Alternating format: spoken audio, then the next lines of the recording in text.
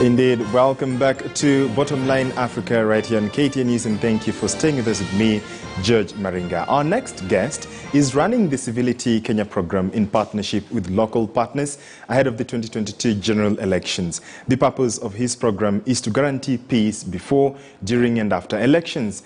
Together with stakeholders such as PPLC and the IEBC, he is working towards getting political parties and candidates to commit themselves to peaceful elections. Civility Kenya is also working with local, private and non-governmental organizations to establish early warning systems so that electoral violence can be nipped in the bud. I'm talking about Dr. Reuben West. He is an African-American running the Civility Kenya program right here in Kenya, and he is right here in studio. Thank you so much, Dr. West, for joining us. Thank you for the invitation. I'm glad to be here. Great. First of all, your program is quite engaging from what, the brief that we've read earlier on. Yes. Pretty much if you could break down for us what exactly you're doing here in Kenya. Sure. So my goal is to be the civility ambassador for Kenya during the election. Civility is what leads to peace. Oftentimes we talk about keeping the peace or creating peace. You see the UN peacekeeping forces come in with their guns saying, keep the peace, right? Yeah. But peace is not kept, it's created, and it's created through civility.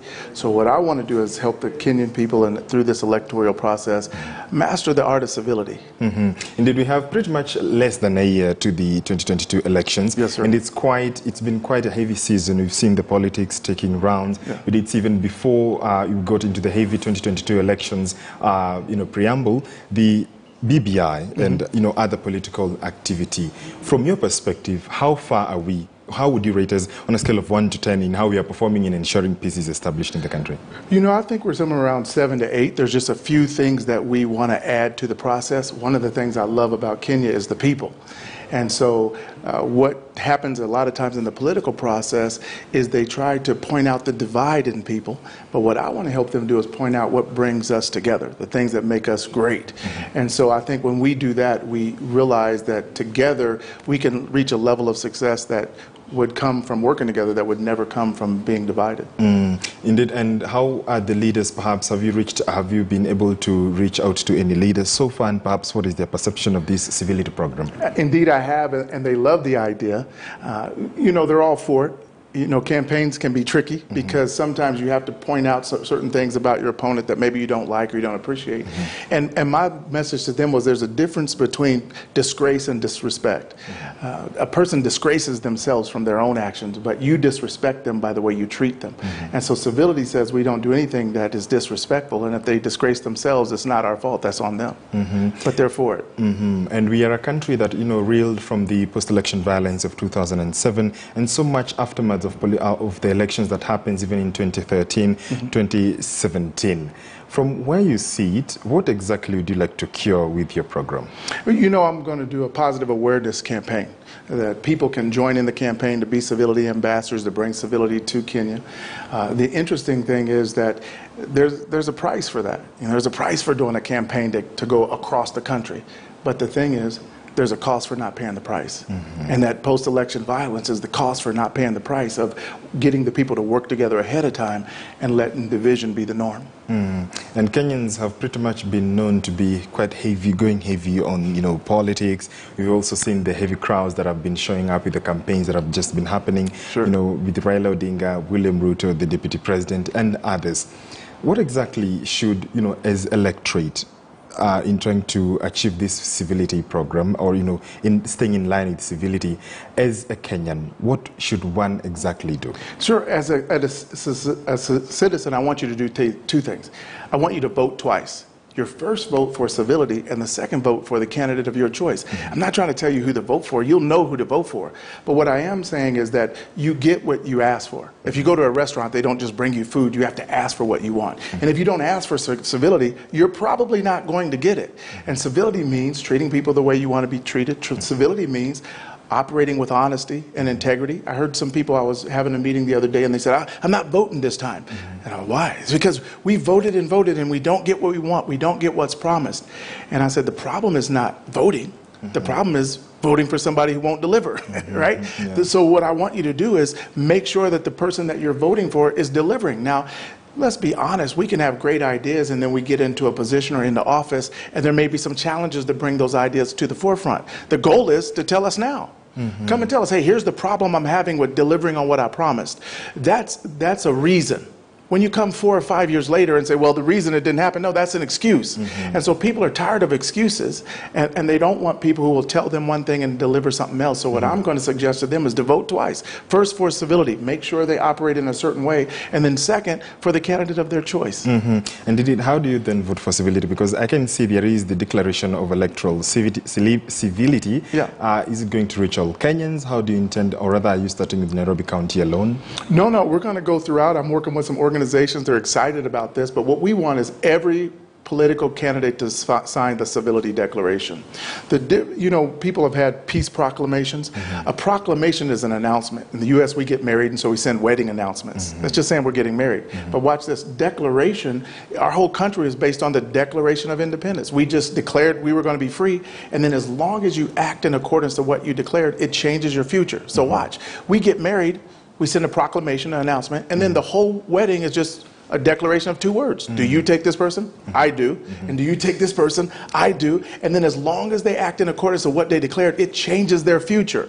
By them signing this civility declaration and then acting in accordance with what they declared, it will change not only the future of the election, but the future of the country. And looking at other countries such as Rwanda or the Democrats and the Republicans, what can we learn about civility from the state of US's last divisive cycle? And that's the point. Because they didn't implement the standards of civility, it brought tension. It brought uprising. And unfortunately, there's some people who benefit from that. I'm talking about in my own country. I'm not saying they benefit here, but in the U.S., there are people who benefited from that. But here's what I'm trying to avoid. I don't want a certain political person to win and the people lose. See, in the U.S., it didn't matter who won. Let me tell you who lost. We lost. We lost our status around the world as being the country of democracy, that we have fair and peaceful elections. We lost that status. We don't have the ability to go coach anybody else anymore. They're like, look at what you're doing, right? And so what I know about the Kenyan people is they're great. When people say, what do you love about Kenya? It's the people. God's greatest gift is not what he put in the earth, gold, silver, diamonds. It's what he put on the earth. So in Kenya, it's the people. And so those people can demand that their leaders act in a way that's civil, and it'll create new opportunities. Here's one other thing I wanted to say. There's people who want jobs, who want opportunities. The youth, that's what they want. But what I want them to understand is if there's post-election violence, there's people with ideas that want to bring ideas to Kenya, jobs to Kenya, but they won't bring them in the midst of violence. They don't have to. So when you act out in a violent way, you push what you want back a year and a half, 2 years. And so it's important for me to help them bring that peace, because I know the people of Kenya are capable of it. Dr. Ruben, I asked that because of the difference in demographics and how Kenya is, how we conduct our politics, and the unique nature of it. Because in Kenya, we are pretty much divided into tribal groups, and President Uhuru Kenyatta has even admitted to it. He has said, let's face it, we are political. In trying to combine that, because you look in Tanzania, our neighbors Tanzania, they have more tribes than we do, but they consider themselves as one nation. As Kenyans, we've not been able to pretty much achieve that oneness as a country. How do you harness that? Attitude reflects leadership. See, attitude reflects leadership, and so that's why I want the leaders to sign the Civility Declaration, because if they decide to come together, then the people will come together, right? And so, but if they decide not to come together, then we can pretty much bet that the people won't come together. And that's why I'm meeting with the leaders that are running for candidates that are running for presidents, candidates that are running for parliament, and talking to them about how can we bring civility to the campaign. In the end, the people are going to decide who wins. PLO said a democracy is where the minority has their say, but the majority has their way. So who's going to win? The people are going to decide that, but they can also decide that the person who wins brings the country together as opposed to dividing the country. Dr. Ruben, I'm also curious, because once someone signs, say the leaders, they sign the Declaration of Electoral Civility. Yes, sir. How then do you hold them accountable? Because that's the purpose. That's the point. So you have a great point. So they sign this piece of paper. What does that mean? But once they sign it, then we have a standard. See, if they don't sign it, then they can say, well, I didn't know. I didn't agree to that. I didn't do that. So the first thing is having a standard that everybody agreed to. That's the Civility Declaration. And when you read through it, you'll see that it's just saying that I'll conduct myself in a way that meets the standards of civility. Now, then when we see them in action, we can see, because here's the thing. If they will be dishonest about this, then those are the people who are saying, I'll build the road and won't build the road. I'll build the school and won't build the school. But if they hold themselves to integrity with this, then they'll probably hold themselves to integrity going forward. So we have to create some kind of standard. We can always say, well, what if, but I believe in the leaders. I believe that the people who are running for office and running for president, they want to do a good job. And I think this is the first step for them to say, hey, I'm out here, I'm willing to do it, I'm willing to sign this declaration. Here's the other thing. You watch a debate, and when there is no civility, then we end up talking about their behavior and not their policies. Right? Did you see the way they said this and the way they treated this? None of that's going to help the country. So civility allows the people of the country to focus on what the policies are, not what the behavior is. Yeah. Talking about policy, you've mentioned even the debate, but in 2017, I'm sure you're aware, there are some candidates who failed to show up for the presidential debate, the deputy presidential debates right here in Kenya that had been organized by the media organizations. And when you go to Kenyans, they would even tell you, even the young people, they'll tell you perhaps they don't care about politics, they do not, because the leaders don't implement what they need. For a country that has, close to 60 years of independence, yes, holding leaders into account or accountable has pretty much not been a very great idea. It's not something that we do best. A few months to the election, do you think that we can achieve to say that perhaps as a leader, person A, B, or C, we shall be looking for your ideologies and not, tribal lines or even your money? How, as Kenyans, how hopeful or optimistic are you that you may be able to achieve civility? I think we can achieve it. And here's the thing, if you want something different, you have to do something different. They said that the definition of insanity is doing the same thing and expecting a different result. But here's what I know, that the people of Kenya have the ability to hold people accountable. They have governmental organizations, they have court systems that hold people accountable. But the greatest accountability is self-accountability. That's why the Civility Declaration is important, because once an individual decides that they're going to hold themselves accountable, then they don't need outside organizations trying to do it. But if they don't make that decision, now we're forced to try and hold them accountable after the fact. And the problem is, usually the damage is done. So we don't want accountability after the fact. We want accountability up front, have them agree to it, and then see how it changes things. The reason people get tired of participating is because they don't see the results of the promises. But I think the people running this time are interested in bringing a different level of delivery to their promises. And I think the people are willing to hold them to that level of delivery. You did see very well that the electoral agency in Kenya, the IEBC, started out the voter registration exercise. But then people are pretty much, because the IEBC is targeting 5 to 6 million new voters, who are pretty much the youth. But they are not turning up to vote. But on social media, they are speaking. How do you bring the social media activity into the real reflection on the Fantastic. One of the things I told you is that our whole plan is to do a positive awareness campaign. Those youth, I want them as civility ambassadors. Those youth, I want them to set the standard of what the country is looking for. Those youth, I want them to make their demands, not in an aggressive way or an angry way, but in a peaceful way. If they knew how powerful they were through the vote, they would vote. If they knew how powerful they were through the vote, they would vote. And so what I would tell them is, you have the power, you use it by voting. And the problem is when people don't feel like they've been listened to, I call it input fatigue. They're tired of giving input because they don't see any results from it. But also, to me, those are the things that leads to the violence. Dr. King said the riot is the language of the unheard, right? And so you can't get all of these people who are continually talking, and you're not going to listen. Then they only have one way to share their knowledge, their information, or their voice, and sometimes they believe that's acting out. But what I want them to know is you don't have to act out. Don't get angry. Vote. Indeed.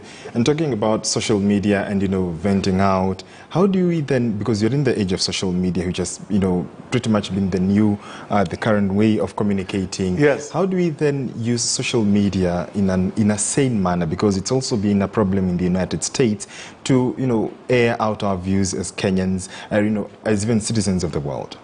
So I think social media is a tool. And with any tool, you can use it for positive or you can use it for negative. I think you have to create a standard for the social media, and that standard is civility. So you have to look at what's being said, and it's either positive or it's not positive. And I'm not saying positive or negative versus this should get done, we should build roads or build schools. I'm saying, are they making personal attacks? Are they attacking a person? So you don't attack the person, attack the problem. what is good going to do to attack the person? We have to attack the problem. So I think if we use social media to identify what the problems are, but also to bring people together to say, hey, we're willing to come together to make these demands of the people who are in charge of us. And that demand is we want civility. And civility is do what you say. Remember I said that if you say I do and the other person says I do, as long as you act in accordance with what you declared, it creates a whole new life for yourself, and it's positive. But if you say I do and they say I do and you don't do what you said, it creates a whole new life for you, but that life is negative. And so many times people feel like they've trusted the system, they've trusted the process, but the process has failed. But I have a belief in Kenya that it could be the superstar to Africa. It could show them a new way of doing elections. And I think when Kenya implements civility in their campaigns and the post-election process, then I think it will become the standard throughout Africa, and it'll invite other people to come in. And can then social media be a catalyst for civility rather than hate and fake news? It already is. It just hasn't been used that way. See, remember I told you, it could be used either way. And believe it or not, and this is what the people have to understand, is there's some people that don't want Kenya to have civility. Somebody's going to benefit if you don't have. And so you have to look at what they're asking you to do. Are they asking you to participate positively? Are they asking you to turn against your neighbor? Are they asking you to declare that we're the only people that matters? This is an interdependent society, and so it seems unreasonable that any candidate would say they don't matter, we matter. They have to matter because this is an interdependent society. And what I've loved about coming to Kenya is you see the everyday people. I meet so many people that have started schools, or they've started give-back programs for orphans or the street kids.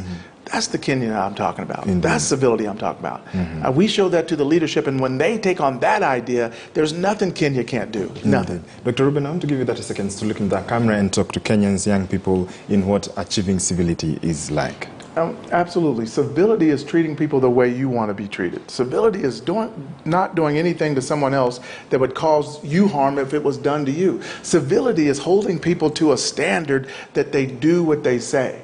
Civility is a standard, a code, and I believe all of us can uphold that standard. And I'm looking for people who want to be civility ambassadors, youth who want to say, I stand for civility. I am the solution. If that's you, I want you to reach out to me. Can I give them my website? Yeah, sure. It's civilityforkenya.org. Civilityforkenya.org. I'm sure they'll share that out. Indeed. Thank you so much. I've been speaking to Dr. Ruben West. Thank you so much. Yes, sir. He's an African-American who is running the Civility Kenya program in partnership with local partners ahead of the 2022 general elections. And as you've heard the message,